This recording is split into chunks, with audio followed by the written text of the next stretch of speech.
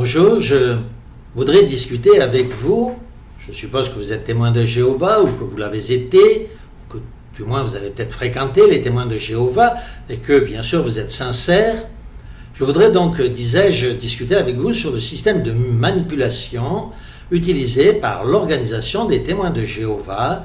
Nous utiliserons pour cela aujourd'hui la tour de garde du 1er août 1980 qui s'intitule « Confiance joyeuse dans la vérité ».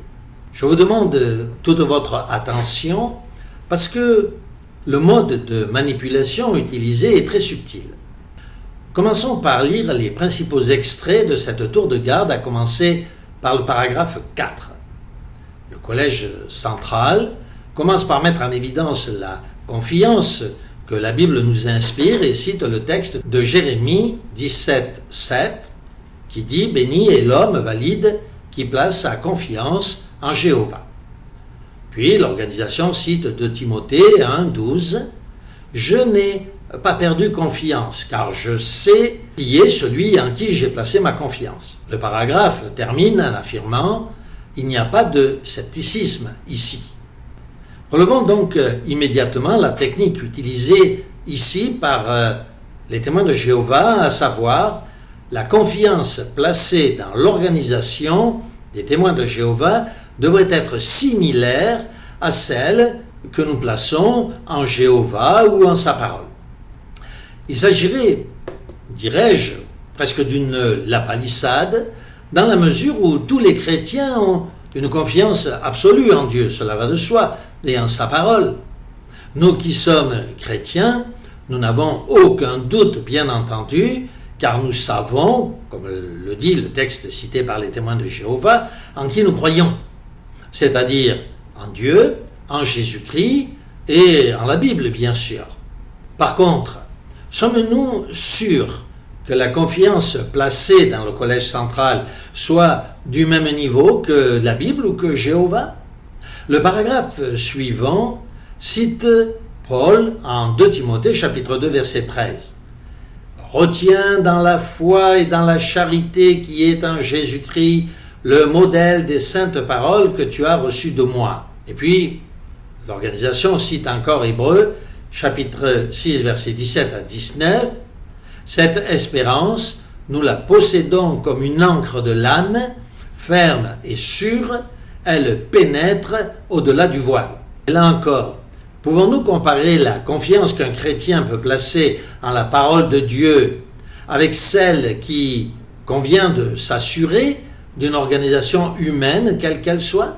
Le paragraphe 8 continue en disant « En ces jours, nous entendons ceux de Paul, il n'y avait pas de place pour le scepticisme ou le doute. » Et le paragraphe 9 cite Éphésiens chapitre 2 verset 2. L'esprit qui opère dans les fils de la désobéissance encourage le manque de confiance et le doute. Autrement dit, si un témoin de Jéhovah avait des doutes, c'est que l'esprit du diable, l'esprit de ce monde, l'aurait pénétré. Mais en réalité, contrairement aux affirmations du Collège central, la parole de Dieu nous encourage au contraire à avoir un doute de bon aloi concernant ceux qui prétendent nous enseigner les vérités célestes. C'est le conseil particulier que la parole de Dieu nous donne pour notre instruction, notamment en Actes, au chapitre 17, verset 11, où il est question des Béréens, dont il est dit qu'ils avaient des sentiments plus nobles que ceux de Thessalonique. Il est écrit en effet, ils reçurent la parole avec beaucoup d'empressement, mais ils examinaient chaque jour les Écritures pour voir si ce que on leur disait était exact. Comme nous le voyons ici, les Béréens avaient des doutes sur ce que leur enseignait l'apôtre Paul, qu'ils ne connaissaient pas encore, des doutes normaux, logiques, de bon aloi même, qui au contraire les élevaient et non pas les rabaissaient. Examinons maintenant le paragraphe 12 et 13 de cette tour de garde, où il est affirmé que l'esprit de doute serait un esprit du monde. Cette analyse étant appuyée par la citation de Luc au chapitre 24, verset 38, qui dit « Pourquoi êtes-vous troublés? Pourquoi des doutes viennent-ils dans votre cœur? Et puis la citation qui est faite d'Hébreux chapitre 3, versets 12 à 15. Faites attention, frères, que ne se développe en l'un d'entre vous un cœur méchant qui ne manque de foi. Oui, mais comment, encore une fois, peut-on là encore comparer la confiance que l'on doit avoir en Dieu, en Christ, en sa parole, et la placer au même niveau que celle d'une organisation humaine, alors que la Bible elle-même nous encourage justement à ne pas placer notre confiance en l'homme. Le psaume 145, versets 1 à 2, dit par exemple « Ne mettez pas votre confiance dans les princes, ni dans les fils de l'homme, car ils n'ont pas le salut. » Nous insistons, frères et sœurs, chrétiens, oui, nous devons avoir confiance en la parole de Dieu, dans la Bible, dans Dieu, dans le Christ. Mais nous devons toujours vérifier ce que nous entendons de la part des hommes, ne pas placer notre confiance dans des hommes à qui n'appartient pas le salut. Les paragraphes 17 et 18 de cette tour de garde continuent, titre étant « La confiance amène le bonheur ».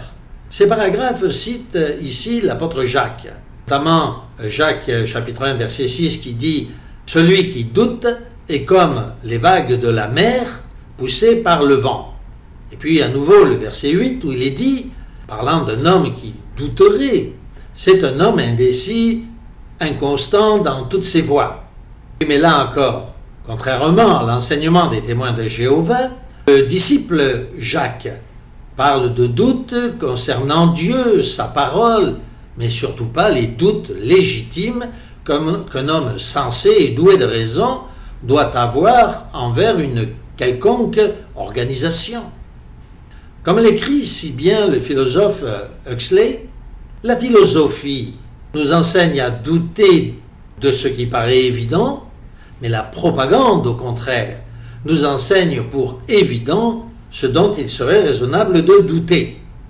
En conclusion, oui, il serait bien sûr déraisonnable de douter, nous le répétons, de Dieu, de sa parole, de Jésus-Christ, après bien entendu s'être assuré de la réalité de ces choses et avoir acquis les preuves de leur authenticité. Il est normal qu'un néophyte ait des doutes légitimes jusqu'à ce qu'il ait vérifié toutes les affirmations de la parole de Dieu, vérifié même de l'existence de Dieu dans la nature et dans tout ce qui pourra nous enseigner la vérité sur Dieu. Par contre, il est absolument nécessaire, dirais-je, de douter et de s'interroger des enseignements que nous recevons de la part de ceux qui sont censés nous enseigner. Il convient de se documenter sérieusement sur l'authenticité de l'enseignement de telles paroles, de leur exactitude par rapport à la Bible. Ainsi comme nous le voyons, cette tour de garde nous enseigne que nous devrions en aucun cas douter de la parole de ces hommes qui dirigent les témoins de Jéhovah, qui constituent le collège central, de placer leur parole, leur vérité au même niveau que celle de la parole de Dieu, au même niveau que la confiance que nous devrions avoir avec notre Seigneur Jésus-Christ ou notre Dieu. Répétons-le. Oui, le doute est une preuve d'intelligence que doit manifester tout être douté de raison afin de ne pas tomber entre les mains d'individus méprisables ou encore d'une secte.